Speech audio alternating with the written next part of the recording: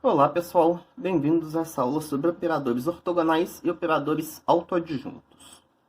Antes de definir o que são operadores ortogonais e operadores autoadjuntos, eu vou relembrar duas definições sobre matrizes. Bom, se a gente tem uma matriz quadrada com entradas reais, e eu vou denotar por A, com o Tzinho aqui em cima, a transposta de uma matriz. No caso em que uma matriz é igual à sua transposta, a gente diz que a matriz A ela é uma matriz simétrica. E quando a transposta de uma matriz é igual à sua inversa, né? Então A vezes a transposta da identidade, a gente diz que essa matriz é uma matriz ortogonal. E aí, dois exemplos. Essa daqui vai ser uma matriz que é simétrica. Por que ela é simétrica? Bom, se a gente fizer a transposta dela, a gente vai trocar de posição esses dois 5 aqui. Então, a gente vai continuar com a mesma matriz. Então, nesse caso aqui, a matriz vai ser igual à sua transposta. E, portanto, essa primeira vai ser uma matriz simétrica. Essa segunda aqui, ela é uma matriz que é ortogonal. Por que ela é ortogonal? Se a gente fizer a transposta dela, vai ser a matriz que a gente vai trocar aqui de posição esse 1 com esse menos 1. Então, a gente vai obter a matriz assim. E se a gente fizer o produto dessas duas aqui, a gente vai obter a identidade, certo? Isso aqui vai dar 1, 0, menos, 0 mais 0, 0, e aqui 1. Certo? Então, se a gente multiplicar essa matriz pela transposta dela da identidade e por propriedade de matriz inversa, né? Se essa daqui é a inversa dessa, o contrário também vai ser verdade. Essa daqui vai ser a inversa dessa. Se a gente multiplicar na ordem contrária, a gente vai obter também a matriz identidade. Portanto, então, essa daqui é uma matriz ortogonal. E o porquê desse nome ortogonal aqui, a gente vai ver daqui a pouquinho, que isso tem a ver com o fato de que, para uma matriz ser ortogonal, as colunas dela têm que ser vetores ortonormais. E agora, um teorema que a gente vai usar daqui a pouco, que diz o seguinte. Vamos supor que a gente tem um espaço vetorial. Esse espaço vetorial tem um certo produto interno. E a gente tem aqui uma base alfa, que é uma base ortonormal, né? Então, todos os vetores aqui são ortogonais entre si. E todos eles têm norma 1. E aí, se a gente escrever aqui Vzinho e Wzinho em função das as coordenadas deles, né, em relação a essa base alfa, e para o Wzinho a mesma coisa, a gente escreveu aqui as coordenadas dele em relação à base alfa. Se a gente quiser calcular o produto interno dos dois, a gente pode usar isso daqui e fazer parecido com o que é o produto escalar lá em R2 ou R3. Então, o produto interno entre eles vai ser a primeira coordenada aqui vezes a primeira aqui, mais a segunda aqui vezes a segunda aqui, até a última aqui vezes a última aqui. Isso vai valer para qualquer produto interno que a gente pegar. E eu não vou fazer a demonstração aqui em todos os detalhes. A ideia da demonstração vai ser a seguinte. Então, a gente pode pegar o produto interno entre V e W, e eu vou usar aqui o V, como as coordenadas dele em relação a essa base aqui são isso aqui, vai ser então x1 o 1 mais x2 o 2 até xn o n. E a mesma coisa aqui para o W, como essas são as coordenadas, a gente pode escrever W assim. E aí, para calcular esse produto interno aqui, a gente vai usar chuveirinho aqui, né? Então, vai ser isso vezes isso, mais isso vezes isso aqui, mais isso vezes o próximo, até isso vezes o último, mais o segundo vezes o primeiro aqui, e assim por diante. E o que acontece? Quando eu faço esse produto aqui, olha, isso aqui vai dar x1, y1 vezes 1 por 1. Como a gente está pegando uma base ortonormal, quando a gente fizer o produto de dois vetores distintos, vai dar 0. E quando a gente fizer de um vetor por ele mesmo, vai dar 1. Então, o que vai sobrar aqui, quando eu multiplicar a primeira coordenada aqui, o primeiro monômio aqui, vezes cada um dos outros, o único que vai dar diferente de 0 vai ser quando eu multiplicar aqui por o cara que está com ele mesmo. Então, vai ficar x1, y1 vezes 1. vai dar x1, y1. Aí quando eu pegar o segundo aqui, o único que vai dar diferente de zero vai ser quando eu multiplicar pelo segundo aqui. Que aí a gente vai obter x2, y2. E assim por diante. Cada um que eu pegar aqui só vai dar diferente de zero quando eu multiplicar pelo vetor correspondente aqui. Então a gente vai fazer isso até o último, onde vai dar aqui xn, yn vezes 1.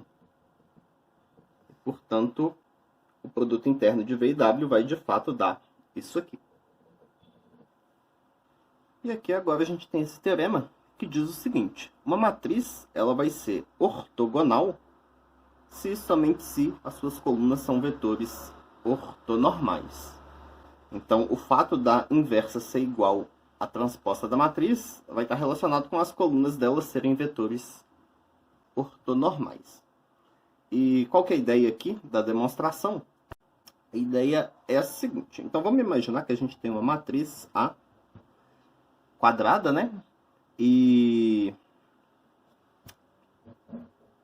que as colunas dela vão ser A1, A2, até AN.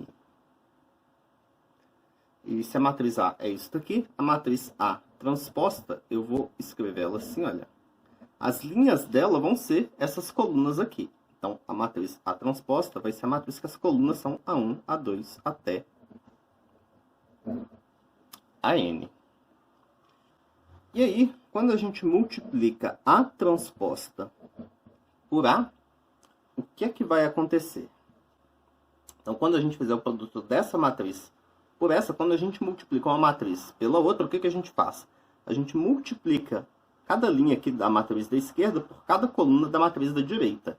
Então, na matriz aqui que a gente vai obter como resultado, em cada linha a gente vai estar multiplicando um desses vetores aqui por um desses. Então, a primeira entrada aqui seria como se fosse o produto escalar de A1 por A1.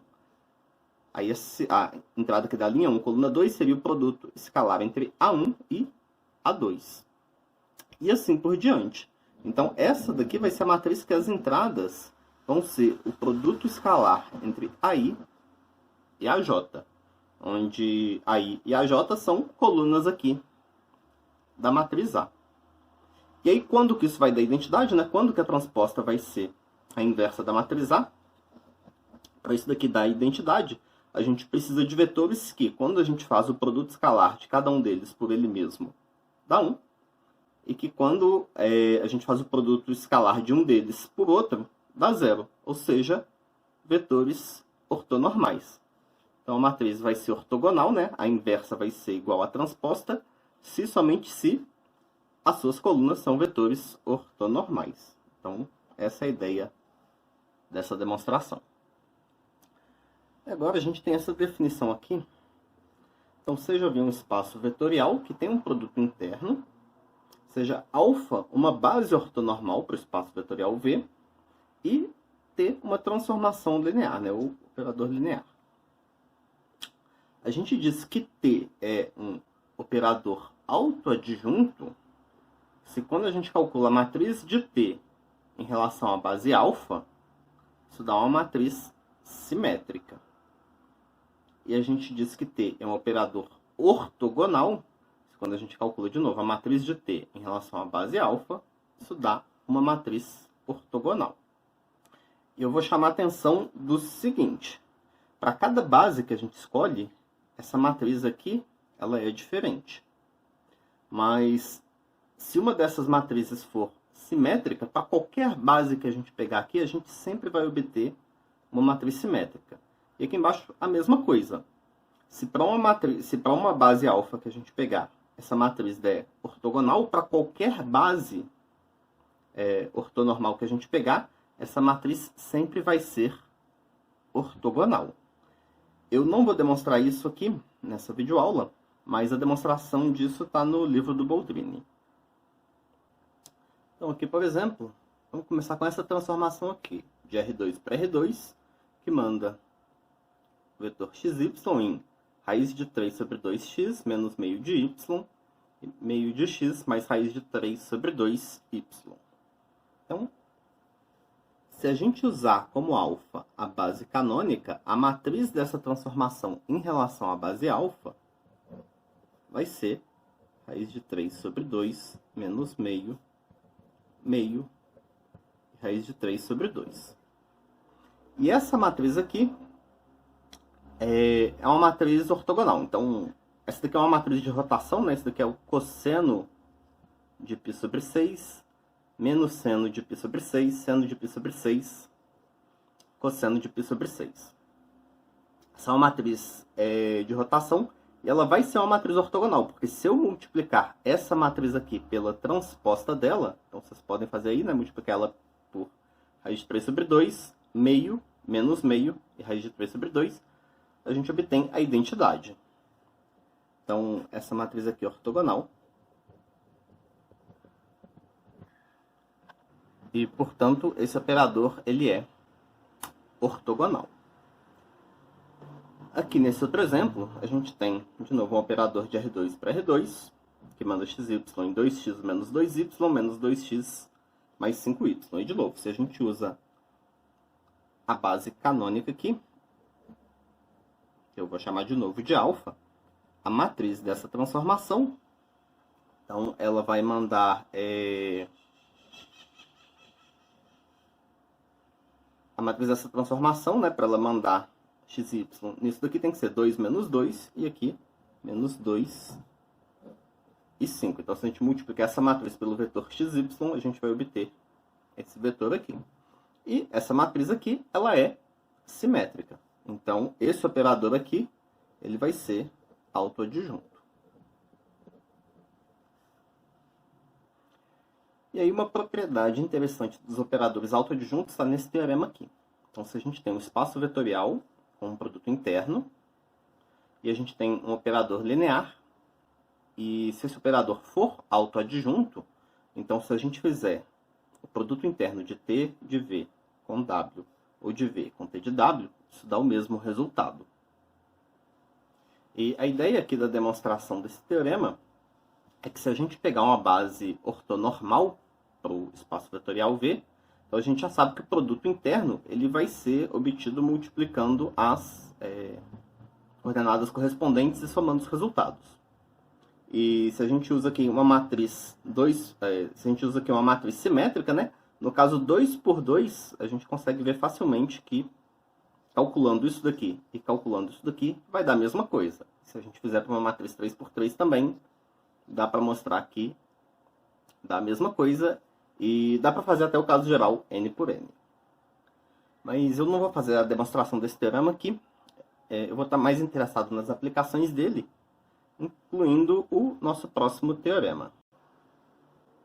Então aqui, se a gente tem T, um operador autoadjunto, e a gente tem autovalores distintos desse operador, e autovetores associados a esses dois autovalores, então esse teorema diz que esses autovetores associados a autovalores distintos obrigatoriamente são ortogonais.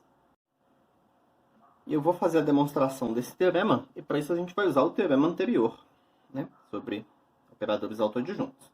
Então aqui, se a gente faz o produto interno entre T de V1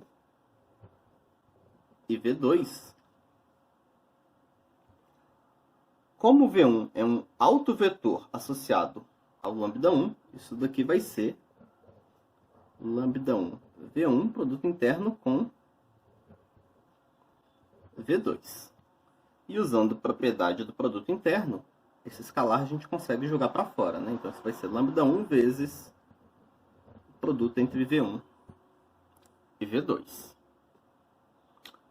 Por outro lado, como esse operador é autoadjunto, pelo teorema anterior, esse T a gente consegue jogar aqui para o outro vetor.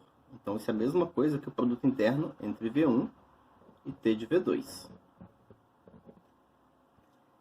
E fazendo a mesma coisa que a gente fez aqui, a gente vai obter que isso é V1 com lambda 2 V2. E, por fim, que isso vai ser lambda 2 vezes o produto interno entre V1 e V2. Certo? Então, lambda 1, produto interno entre V1 e V2, é igual a lambda 2 Produto interno entre V1 e V2. O produto interno entre V1 e V2 vai ter que ser o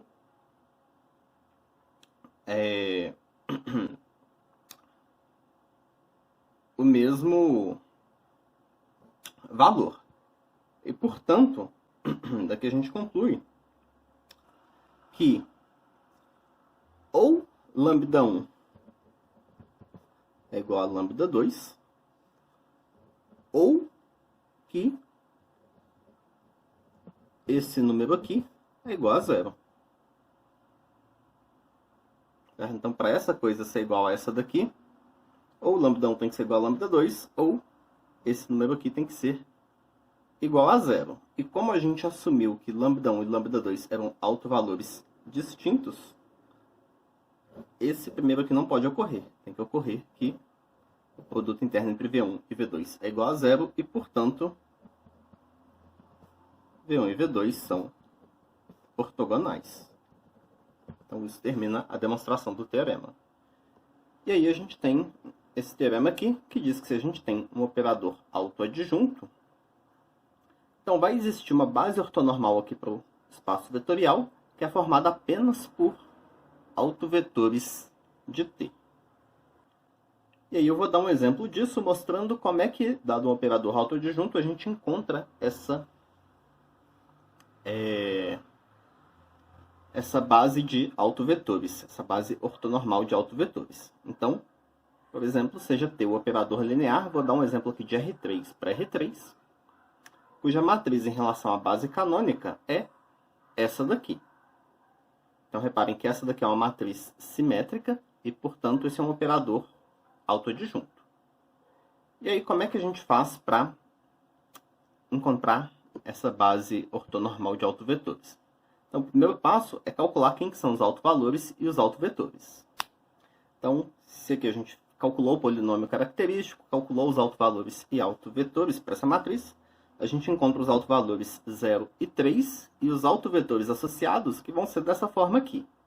Então, para esse aqui de cima, vão ser os vetores da forma menos alfa, alfa, alfa, para qualquer alfa real. E para o lambda 2 igual a 3, vão ser os vetores da forma alfa mais beta, alfa e beta, onde alfa e beta são quaisquer números reais. E vocês podem reparar que se eu jogar qualquer valor aqui para alfa e aqui embaixo qualquer valor para alfa e beta, eu vou obter vetores aqui que são ortogonais aos vetores que eu obtenho aqui. Mas aqui eu posso obter vetores que não são ortogonais. Por exemplo, se eu jogar alfa igual a 1 e beta igual a 1 e alfa igual a 1 e beta igual a 2, eu vou obter dois vetores aqui que não vão ser ortogonais. Então, o que a gente vai fazer? A gente vai pegar aqui um vetor. Então, eu posso pegar, por exemplo, menos 1, 1 e 1, né, jogando alfa igual a 1, e dividir esse vetor pela norma dele. A norma desse cara aqui é raiz de 3. Então, a gente obtém o vetor menos 1 sobre raiz de 3, 1 sobre raiz de 3 e 1 sobre raiz de 3. Então, esse aqui é um dos vetores que eu vou usar para a minha base. Aqui, eu posso pegar qualquer par de vetores inicialmente. Então, eu vou jogar aqui para alfa igual a 1 e beta igual a 0, eu obtenho o vetor 1, 1, 0. E para alfa igual a 0, beta igual a 1, a gente obtém o 1, 0 e 1. Mas esses aqui, eles não são ortogonais. Então, primeiro, a gente aplica para eles o processo de ortogonalização. E aí, o que a gente obtém?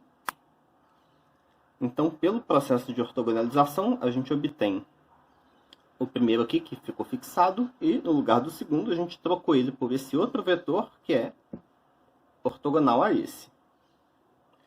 E esses dois aqui, eles são ortogonais entre si, eles vão ser ortogonais ao primeiro, porque eles são autovetores de um operador autoadjunto associados a autovalores diferentes, então eles vão continuar ortogonais aqui ao primeiro. E para a gente obter agora a nossa base ortonormal, basta dividir cada um desses aqui pela sua norma.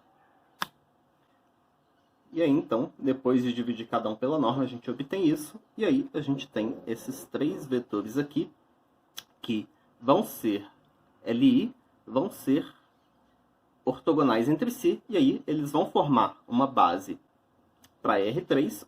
Cada um desses é um autovetor para esse operador T.